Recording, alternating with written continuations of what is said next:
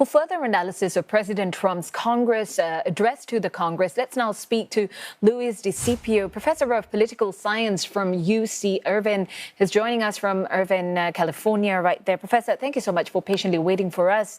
You know, President Trump spoke for about an hour and 45 minutes. The speech was really heavy on domestic priorities. He talked about cutting wasteful spending, supporting law enforcement, boosting the military, and even balancing the federal budget. What stood out for you? I heard a very long speech, as you said, and also one that was more of a campaign speech than a speech to Congress. He asked very little of Congress. I was trying to keep track, and I only really saw four specific asks from Congress. Usually these speeches are heavy with your help, I can do the following, and the your help means a vote from Congress. Mostly he said he was going to solve problems or had solved them already.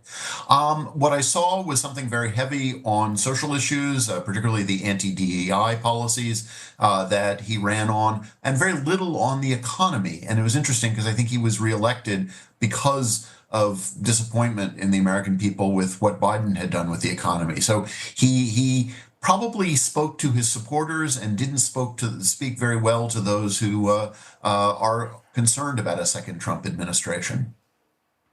You know, as you've mentioned, it might have come across like a campaign speech, perhaps. President Trump really following the playbook that he laid out during the campaign. And Democrats booed him during his speech, held up signs criticizing him. We've seen a recent Reuters Ipsos poll suggesting disapproval for Mr. Trump is higher than approval. But until the midterms, is Trump basically unstoppable? He can be slowed, if not stopped. He has discovered that he has a lot of powers that he asserts as president. The courts have slowed those, but they haven't stopped them.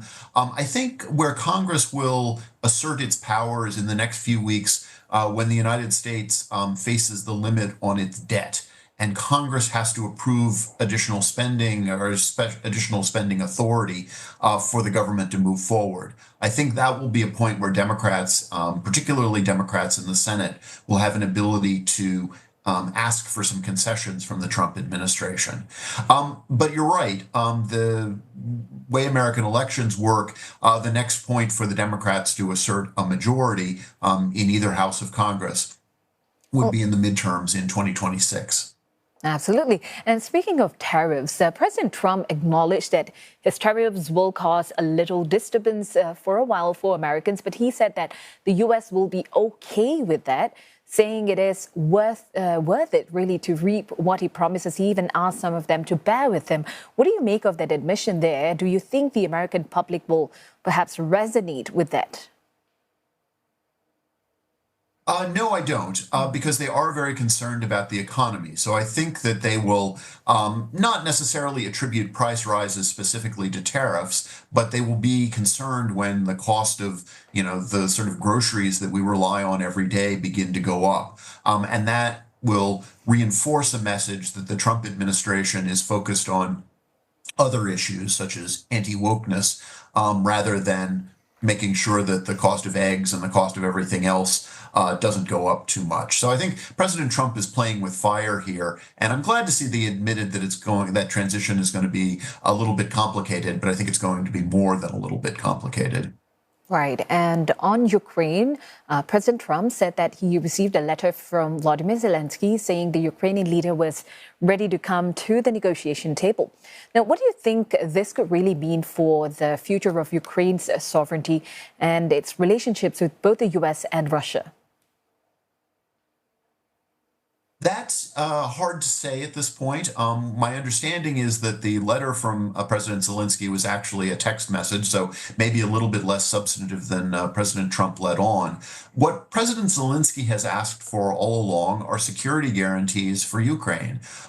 If, as part of the conversation with Russia, there can be security guarantees, I think Ukraine would be happy to have peace, but they don't want to have peace imposed upon them. They want to have a peace where all that they've put into the last 3 years is recognized and protected going forward. I think our European allies will be very important in that conversation.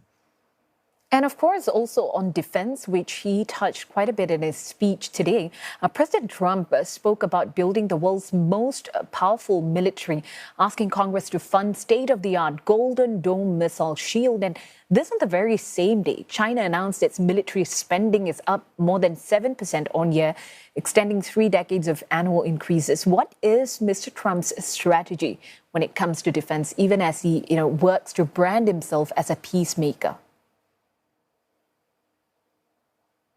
This point, what President Trump is offering is more bluster than substance. Out of the other side of his mouth, he has talked about cuts in the Defense Department, in the personnel, and in the funding. So it's not actually clear what President Trump is proposing in terms of the military. He has spoken about territorial acquisitions, reacquiring Panama, perhaps Greenland as well.